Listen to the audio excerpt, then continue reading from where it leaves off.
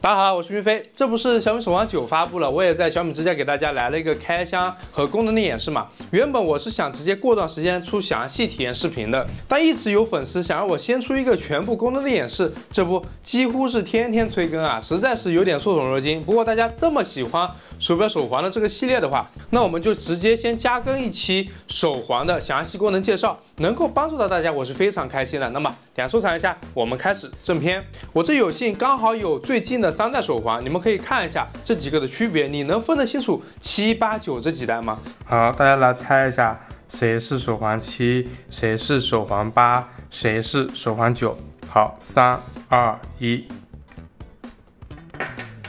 它是手环7，它是手环8，而它是手环9。这里的7代是华米的最后一代，8代、9代是小米自己设计制作的，所以8、9的它那个充电器是通用的，7是不通用的。表带方面，8 Pro 9也都是通用的，这点我们可以简单提一下。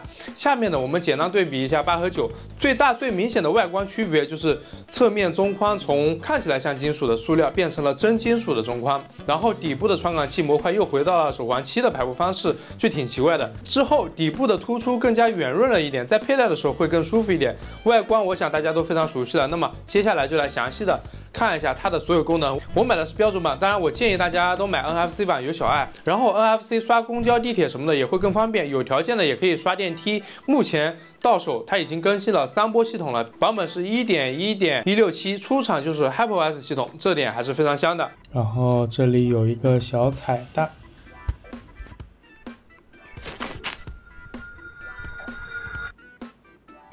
换到手环9，我最大的感受就是手环的系统没什么卡顿感了，系统的流畅度是有所提升，给大家简单对比一下。好，我们来看一下它的流畅程度啊，这个丝滑程度大家应该都看得出来啊。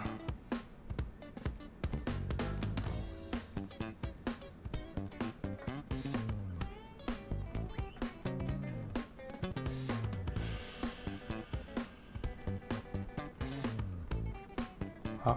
那么我们就开始详细介绍它的全部功能，走着。我们来看它的一个首页面啊，首页面还是大家非常熟悉的，上面就是一个通知，然后上拉的话就是我们所有的应用程序，然后往这边的话就是它一个控制中心，勿扰、找手机、设置，就这3个功能。再往那边滑就是一个微信、支付宝、歌曲，然后天气、睡眠时间还有心率。好，这就是它简单一个首页面。那我们首页面它除了这个，它就是切换表盘。这个切换表盘大家应该也都非常熟悉了啊。与众不同的是，它目前的这些表盘，就是官方的大部分它都是可以自定义的，就是下面它会有一个这个设置按键。设置按键我们点击之后会进入表盘的编辑模式，我们可以自定义一些功能，把它切换成自己想要的一个数据啊，找一个丰富一点的，比如说这个，它有2个样式，不过这2个样式它有区别吗？我怎么没看出来啊？啊，这里这个环它有一点点小区别，然后往这边它是一个数据，它这边的数据可以切换步数或者卡路里，然后就没了，感觉还是稍微有点不是那么的丰富啊。然后我们再换一个来试一下，这个估计就更少了。啊，它有3个。这个样式的话，主要是切换这里的一个颜色。好，这就是它的一些功能。然后既然讲到表盘，我们现在就来看一下它的表盘的一个多少啊。目前它的表盘还是非常多的啊。这是它的一个表盘市场，这里有多功能、商务、照片表盘、运动表盘，这里是全部，就是全部的一个表盘市场。然后它这边有官方精选，然后什么上新推荐、热门甄选，然后更多推荐之类的，但是感觉没有以前搞得那么分类分的那么足啊。待会儿会给大家展示全部的一个表盘。然后我们现在来随便同步一个，我把这个 WiFi 给关了，用我自己的网络。官方精选，我们来看一下，比如这个星球狂想曲，这个是它的一个默认的表盘，然后点一下它能切换为细屏表盘，它细屏表盘目前还是这种非常简单的样式啊。好，我们来看一下，它是0.27兆，我们下载使用，立即下载。我们看一下它这个安装过程这个还是非常快的啊，大一点的这个可能大一点，这个它有非常多种样式，然后我们选择这个商窗，我们下载并使用，看一下这个 2.89 兆的，目前来说它这个安装速度还是蛮快的啊，小米这一块是做的还不错的，我感觉还是得我们搞一点这种第三方的表盘来玩啊。接下来我给大家截图一下所有的表盘啊，我看看能不能截得下来，因为目前的话它这个是并没有搞太多的这个分类，所以可能需要一直这样截。然后接下来是所有的表盘的一个演示，大家有兴趣的话可以看一下，丰富是非常丰富的啊。所以说目前是240多款表盘。然后我们现在来看一下它的每一个功能，一个活力指标，这个还是大家非常熟悉的啊。那3环就步数，然后这个上力的次数127卡900多步，然后3分钟。运动，那小米的运动还是非常多，反正你不用去操心它没有你想要的那一项运动啊。水上运动16项，大家可以简单看一下，龙舟都有啊。然后户外运动，登山越野这些，滑板、小轮车、竞走，训练有40个训练，椭圆机这些器械肯定都是有的。然后舞蹈类运动，广场舞、肚皮舞这些舞，钢管舞、现代舞。搏击类运动，拳击、摔跤、武术、击剑、柔术。球类运动有26个，网球、篮球、高尔夫、足球这些，羽毛球、沙滩足球、藤球、门球、躲避球，我听都没听过。然后冰雪运动，滑雪、单板滑雪、双板滑雪、户外滑雪、室内滑冰、冰壶、雪车、雪橇。休闲运动，射箭、飞镖、骑马，电子竞技也算休闲运动了。棋牌运动，国际象棋、围棋、棋牌、桌游。其他运动，马术、田径、赛车。其实我觉得它最大的意义就是帮我们记录我们曾经玩过那个运动啊，它这么多运动。这是一个运动记录，可以看一下，我这里是有一个户外骑行，还有一个跳绳，就简单跳了一下啊。户外骑行，在手表上面我们是可以看到这些数据的。其他的估计是得到 APP 里面看，这里面我们也看到它并没有一个路线图啊，运动数据点不了。然后跑步课程，比如我们随便点一个基础的这个什么什么什么 ，OK， Go， 立即开始。这是一个快走，这边是一个音乐数据，然后这里是暂停结束，还是一样的长按结束。我们看一下这个跑步课程，它是有基础跑结合、进阶跑走结合、基础慢跑、基础燃脂跑、进阶燃脂跑，还有这些东西啊，进阶燃脂跑什么之类的。然后这里会有一个训练状态，我们这里的训练负荷是53，是不足的。然后训练状态最大摄氧量这些佩戴时间是不够长，所以它没有一个数据。看一下啊，最大摄氧量。佩戴手环至少10分钟的户外跑步，这个是我没有运动，怪我。然后心率它是能够准确识别到我们现在是未佩戴的一个状态。比如说我们现在戴上去，看一下啊，现在是80多、70多，应该是比较准确的啊。好，这个我们就不看了。然后我们来看一下它里面能设置哪些东西。你看它是能准确识别出来，我拿下来的这一下子它就识别到了。心率区间、热身、燃脂、有氧、近7天的间隙。设置里面可以开启全天的心率检测、心脏检测、高心率提醒、低心率提醒等等。然后一个元气值，目前是41，累计要到100才算达标啊。然后设置这个全天的我也是开了。好，血氧的设置也是可以全天和低血氧提醒，它还是能够比较准确的检测到我们是未佩戴。我们现在点个，就这样试一下啊。好的，开始，请贴紧皮肤。那我还是稍微按一下。好，睡眠，在这上面可以看到目标8小时，我们是睡了8小时4分钟，长睡眠。这是今天的，我们可以简单对比一下，看看 Apple Watch 的是多少啊。然后我们可以看一下啊。它是算的我们是7小时27分，它是有半个小时是中间它应该是有一段是醒了，清醒时间是36分钟，在这边我是醒了，然后前面是醒了，这个是对的。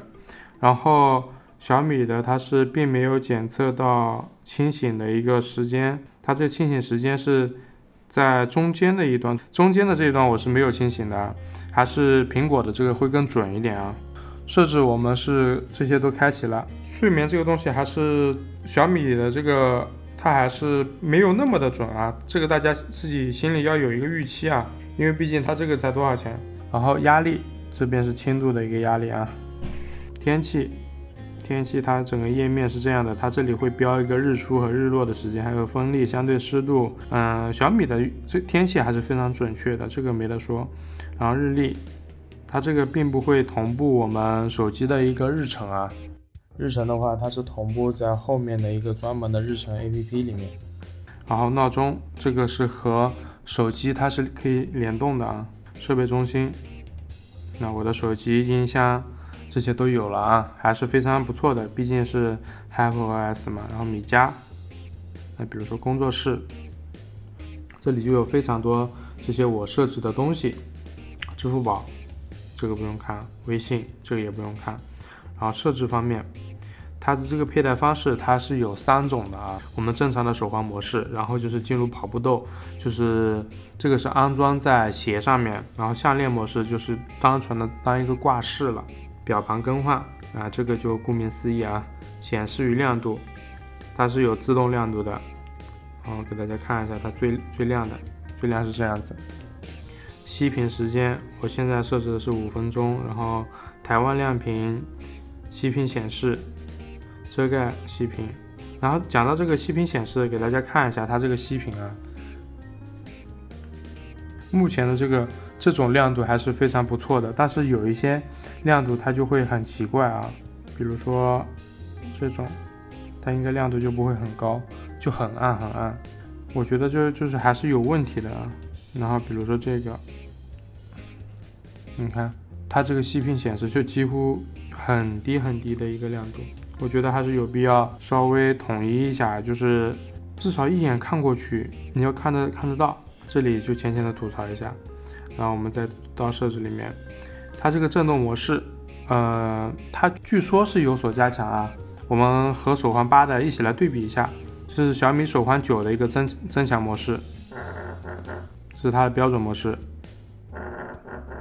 好，我们看一下手环8的啊，所以说手环8它是会卡很多的，大家看这个应该就能看得出来震动模式。这是手环9的增强，这是手环8的增强，这是手环9的标准，这是手环8的标准，这个区别应该是很大的，然后大家应该能够很直观的感受出来。然后勿扰模式，它是有一个小 bug 啊，我个人觉得啊，就是我在睡眠的时候，因为我之前是没有开这个睡眠勿扰嘛，所以我是直接手环自己开。但是它不是和手机是联动的嘛？第二天起来的话，它这个勿扰就是没有关闭的，就很奇怪啊。但是它又确实和手机能够比较快的联动，你看啊，那它是开启，关闭，它是关闭。但是就有的时候，就早上起来的话，我本来是设置的4个小时，那4个小时应该早就过去了，但是它这个勿扰还是开着，我到工作室才发现。所以这个简单的提一句，消息通知它是有通知亮屏、仅佩戴时通知、仅手机锁屏时通知。然后运动识别，它这个运动识别是非常不错的啊。然后说到这个运动识别，它这个应该是有所提升的。之前我使用小米手环8的时候，它是并不能有它这样高的一个准确率。准确来说，就是我上下班的时候，它和之前我测评的那个华米的那个 Balance 它是差不多的。它是可以在我上下班骑电瓶车的时候，准确的识别到我在骑行，然后跳出一个通知来说是否需要记录这个骑行的过程，但是需要我们自己去摁一下的啊。但也不是说回都能，它是能够1/3、2/3的样子，它能识别得到啊。这个跟大家说一下，这个是有所提升的啊。使用编号，然后屏幕唤醒的一个方式，点出屏幕，长按表盘是进入表盘编辑，然后息屏锁定之类的。电池系统操作关于这些就不用看了啊。这个就是它的设置，然后里面还有一些更多，比如说我们的日程。哦，它是日程是同步在这里，并不是同步在日历里面的。然后代办它也有，小密码这些，但我不怎么用啊。然后呼吸训练，它应该是，它是一边震动一边呼吸吸气啊。女性健康，这个懂的都懂啊。秒表，音乐，它是能够控制设备的一个音量啊，给大家看。应该也是能够比较好的控制上一曲下一曲，给大家看一下啊。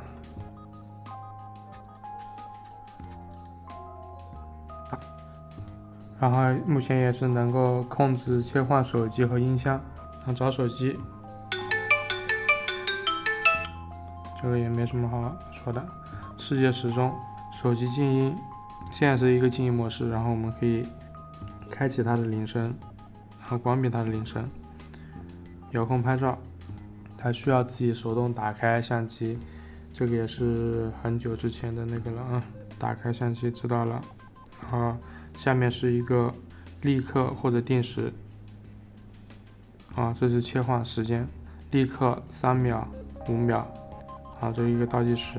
然后大家还关心一个问题，就是我们设置的倒计时，我们退出去之后会怎么样？好像退不出去，好像不能退出去，只能在这里结束了才能退出去。好了，直接避免了这个问题啊。然后手电筒打开，番茄钟25，或者自己设置时长，然后开始，然后会开启一个勿扰模式，手机也是同步的。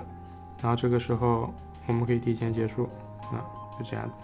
好，我们现在来看一下它 APP 的一个功能啊，这些大家就不用看了啊。这是我们一个健康的一个信息的展示，然后这里是运动，然后这是我们的设备，然后这是我的，然后我们主要是看一下我们的这个设备表盘市场，直接略过。